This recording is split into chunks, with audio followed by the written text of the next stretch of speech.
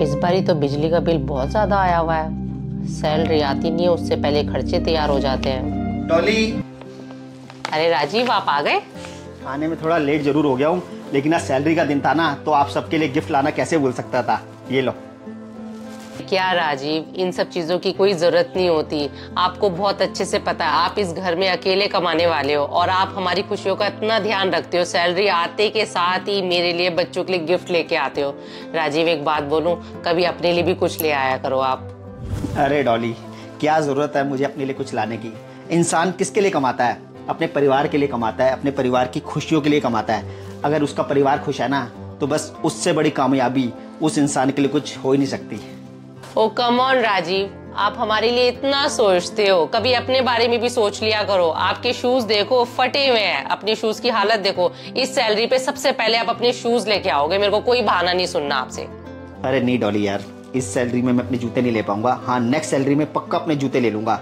बच्चे ना बहुत दिनों से पीछे पड़े हैं, उनको डांस क्लास ज्वाइन करनी है ना, तो ऐसा करते हैं इस बार ना बच्चों को डांस क्लास ज्वाइन करवा देते हैं यार। वैसे एक बात है राजीव, आप ना जिद्दी बहुत हो। चलो कोई बात नहीं, आप जल्दी से फ्रेश हो जाओ, मैं आपके लिए गर्मा गर्म चाय बना के लेके आती हूँ।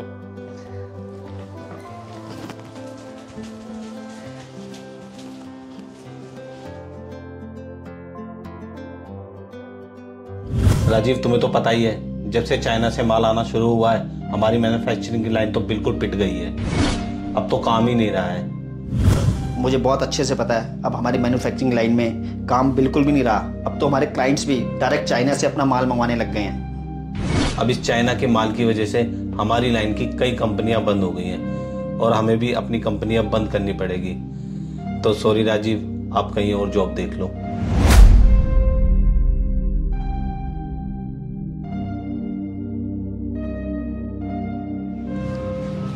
अरे राजीव, आप इतनी जल्दी कैसे आ गए ऑफिस से?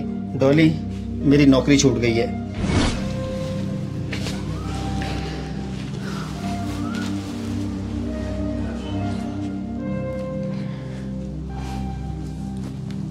राजीव, आप टेंशन मत लो, ये लो पहले पानी पियो। और ये बताओ, आपकी नौकरी कैसे छूट गई अचानक से? डॉली, हमारी मैन्युफैक्चरिंग फील्ड में बिल्कुल भी अब काम नहीं रहा, इसलिए हमारी कंपनी बंद हो रही है। लेकिन अफसोस की बात यह है कि इस फील्ड में आगे भी कोई नौकरियां नहीं है। राजीव, आप बिल्कुल भी टेंशन मत लो।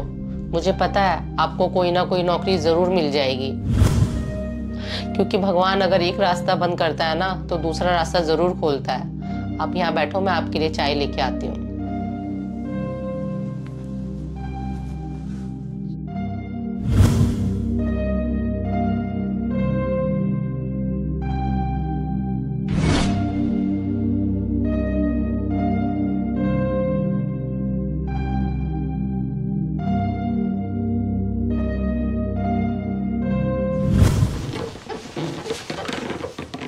अरे राजीव, आ गए आप? हाँ डॉली, आज भी कहीं नौकरी नहीं मिली। लगता है हमारी फील्ड में अब नौकरियां नहीं रही।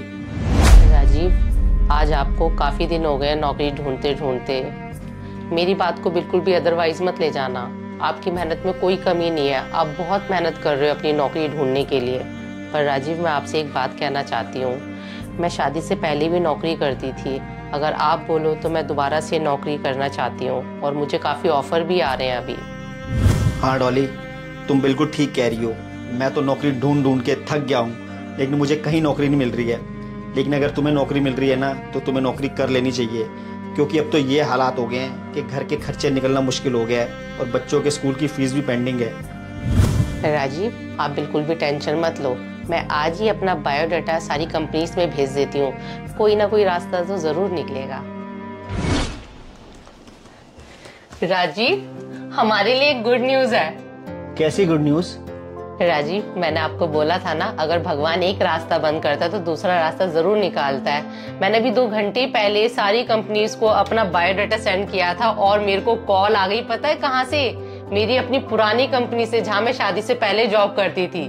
वो मुझे बुला रहे हैं और वो कह रहे हैं आपका इंटरव्यू लेने की भी जरूरत नहीं, मैम आप तो इतने पुराने हमारे एम्प्लॉयर रह चुके हो। अरे वाह डॉली, ये तो बहुत अच्छी न्यूज है। कब से ज्वाइन करने के लिए कह रहे हैं वो?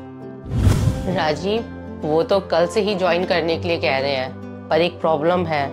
अगर मैं जॉब करूंगी तो घर के सारे काम कौन करेगा और बच्चों को कौन संभालेगा?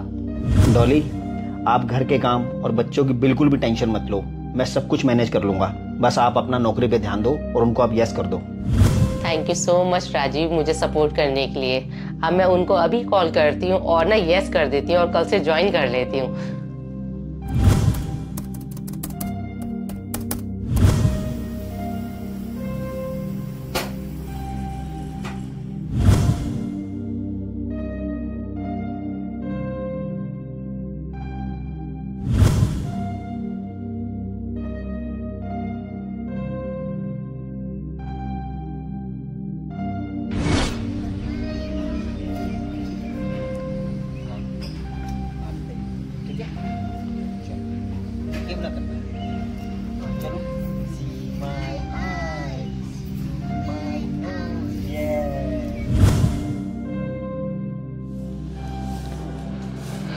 चलो यार, डॉली भी ऑफिस चली गई है और बच्चे भी स्कूल चले गए हैं। जल्दी से घर के काम खत्म करके इंटरव्यू पे चला जाता हूँ, हो सकता है आज कुछ बात बन जाए।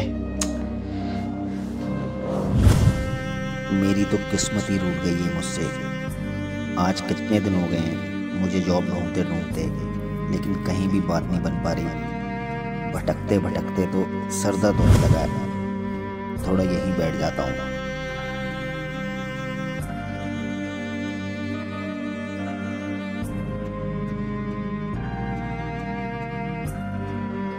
राजीव, राजीव, ये राजीव है कहाँ? पूरा घर इतना फैला हुआ है।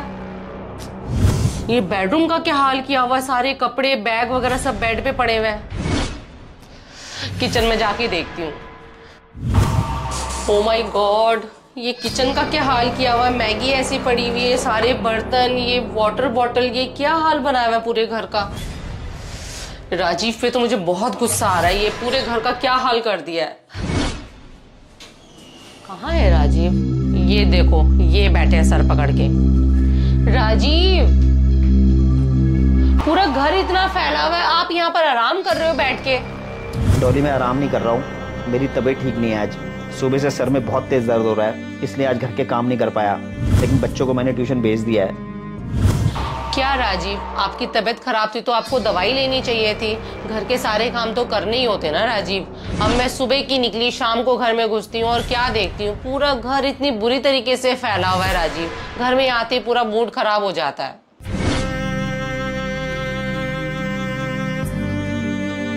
और राजीव, एक बात बोलूं, प्लीज बुरा मत मानना। आजकल ना आप काम में ना बहुत ज्यादा लापरवाह होते जा रहे हो। आप ना मेरे को लंच भी देते हो ना, कभी रोटी मेरी कच्ची होती है, कभी रोटी मेरी जली हुई होती है। आपको बहुत अच्छे से पता है, पूरे स्टाफ के साथ मिलकर मैं लंच करती हूँ, उनके साथ बैठकर मेरी कितनी इंसल्ट होती है। अब मैं उनको ये तो कह नहीं सकती हूँ कि लंच मेरे हस्बैंड बनाते हैं मेरे लिए।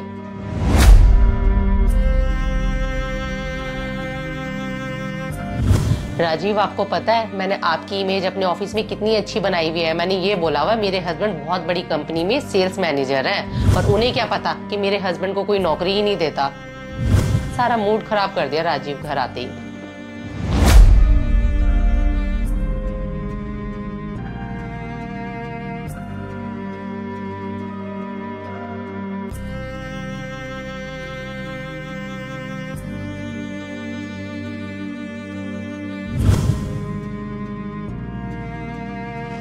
राजीव, कहाँ हो?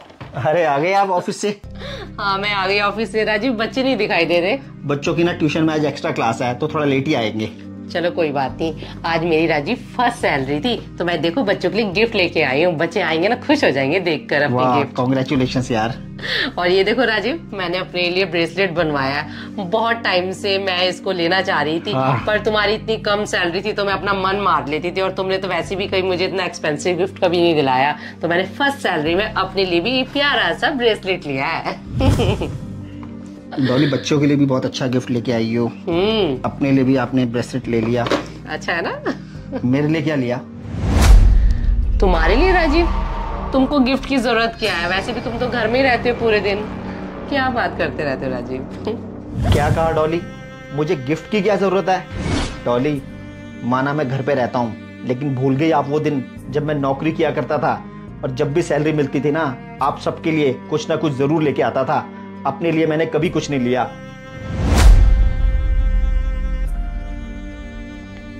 एक बात बोलूं डॉली, जब एक आदमी कमाता है ना तो सबसे पहले वो अपने माता पिता और अपने बीवी बच्चों के बारे में सोचता है। अपने बारे में उसको सोचने का तो मौका ही नहीं मिलता। लेकिन डॉली सच बताना, तुमने क्या किया?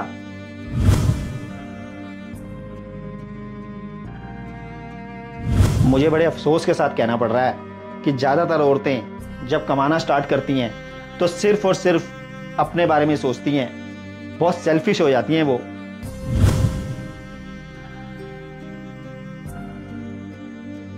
और डॉली, तुम भी उन कुछ औरतों में से एक हो जिन्हें लगता है कि अब तुम कमाने लग गई हैं और अब हमें ना किसी परिवार की ज़रूरत है और ना किसी और की। मुझे तुमसे ये उम्मीद नहीं थी।